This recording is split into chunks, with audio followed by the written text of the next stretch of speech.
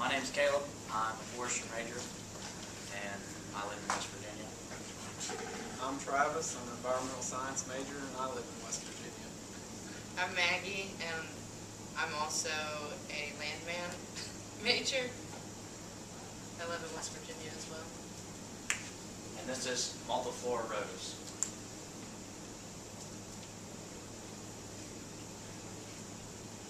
Multiflora rose, it has a description of medium height. It's a thorny bush, so they will poke you. They can get up to 16 feet tall, and they're bushy, and they go out with branches that spread quite a big distance. They are covered in flowers. They're part of the rose family. The history. They were introduced to the United States and East Asia for wildlife cover and food, which basically means that the deer around here, white-tailed deer, they would browse in the bush itself, and they would also eat the berries. But in terms of helping the wildlife, it's okay. It's not as much help for the hunters trying to get the wildlife. This led to the spreading in agricultural lands, pastures, and natural communities because on disturbed sites, it likes to come up in open areas that enjoy sunlight, and it just absolutely spreads like wildfire. So you look out into a field around here, you are going to see multiflora rose if it's not treated. The mechanical control, repeated cutting of 3 to 6 times per year, seem to be a little effective, but that's really labor intensive. It's not really useful if you don't have a lot of time on your hands. It's also controlled by burning, the presence of the plant, burning it up and almost destroying everything above the soil level. If you don't have the tools and the manpower for that, it's not going to work as well either. Or you could dig it up, spray with herbicide, crossbow, 3% solution. You could use that. That will attack the foliage and the roots a little bit, except for you have other species affected by that, and that could damage your mass for the wildlife in your area. The biological control, it's non-existent at this time. However, researchers are looking for several possibilities.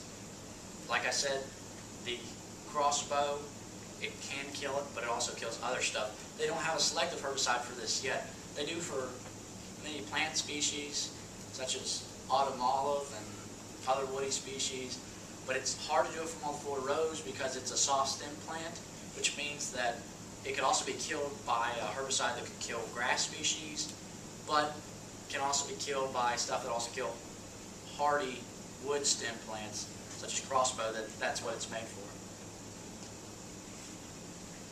The chemical control is the foliar spraying.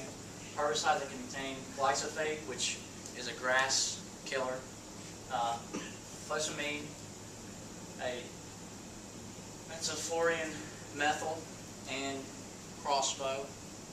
Like I said earlier, the basal bark application of and applying herbicide to cut or burn stems inhibits the production of fruit, and can in return also kill the roots better than just spraying the top. Versus the bittersweet vine, one's a shrub, one's a vine. This one can climb on small shrubby species, but it's not going to climb with the intent of spreading the top of the crown of a tree because it's not made to. If it does climb on a small species, it may climb up around 8 feet at the most, just to get out and kind of spread out so it doesn't cover itself there on the floor, because it will actually spread low and try to get up away from itself so it can produce more flowers and more fruit. This multiflora rose, like other rose species in the Rosaceae family, have flowers consisting of petals and produce rapidly in the right conditions. Both produce large quantities of seeds which can be dispersed by wind, wildlife. Well, multiflora rose, not as much by wind, but it can roll down the hill or be kicked up by a tractor, stuck on a tire. Wildlife, like I said, will eat the berries and drop it later down the road. Here's an example. This year, it actually climbed up in this tree, so it didn't grow down here on itself. They can get up to about 1 inch on diameter there at the base. Maybe, if you found one too, that would be extremely impressive, but highly unlikely. You can just see how much space this thing holds up right here. This right here is probably a road. You can see the fine line. The reason it's not right there is because they're going through their rush hogging it and cutting it down probably twice to 2 to 3 times a year. Here's a picture of the flower.